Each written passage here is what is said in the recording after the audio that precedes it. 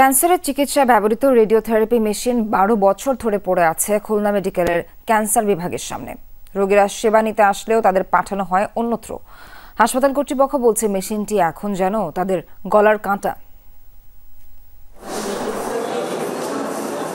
২০ কোটি টাকা মূল্যের রেডিওথেরাপি লিনিয়র এক্সিলারেটর মেশিন ১ যুগ ধরে পড়ে আছে খুলনা মেডিকেলের রেডিওলজি ও অনকোলজি বিভাগের বারান্দায়।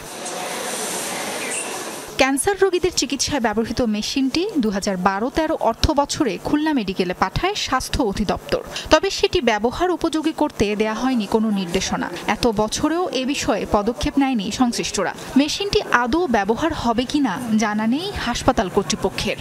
এখানে বড় মেশিন পড়ে আছে, কিন্তু আমরা ঠিকমতো চিকিৎসা এখানে পাইতেছি না। ঢাকা যাওয়ার জন্য বলতেছে, আমাদের কাছে এত অর্থনীতি নাই। কারা এটা কিনেছিল, কারার সাথে জড়িত ছিল, এই কি প্রসেসিং এটা কেনা হয়েছিল, কেন কেনা হয়েছিল, যেহেতু ব্যবহার হচ্ছে না, যেহেতু এখানে কাজে লাগতেছে না, কেন মেশিনটা নষ্ট হচ্ছে, এরা জবাবদিহিতা করতে হবে তাদের। সরকারিভাবে এই খরচটা অনেকই কম।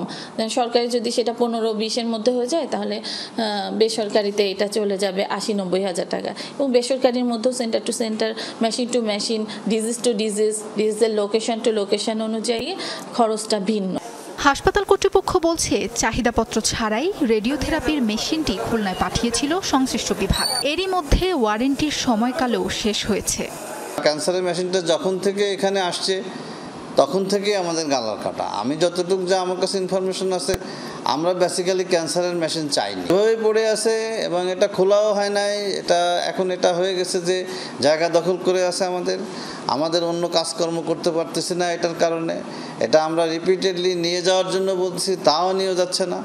খুলনা মেডিকেলে প্রতি মাসে ১০০০-এর বেশি ক্যান্সার আক্রান্ত রোগী আসেন, যার অর্ধেকেরই প্রাথমিক পর্যায় থেকে শেষ পর্যন্ত চিকিৎসার বিভিন্ন ধাপে প্রয়োজন হয় রেডিওথেরাপি। সেবা না পেয়ে ছুটতে হয় ঢাকায় কিংবা পার্শ্ববর্তী দেশে।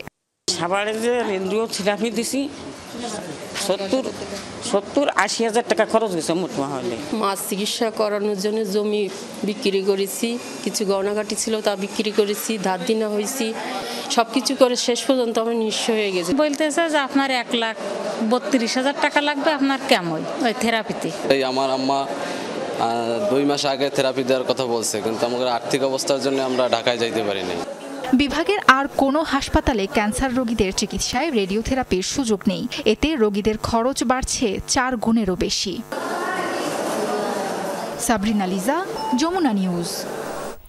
কিন্তু বাথরুম যাতা ওডোনিল নাই। আজই ওডোনিল। সুবাসিত ঘরে স্ট্যাটাস বাড়ে।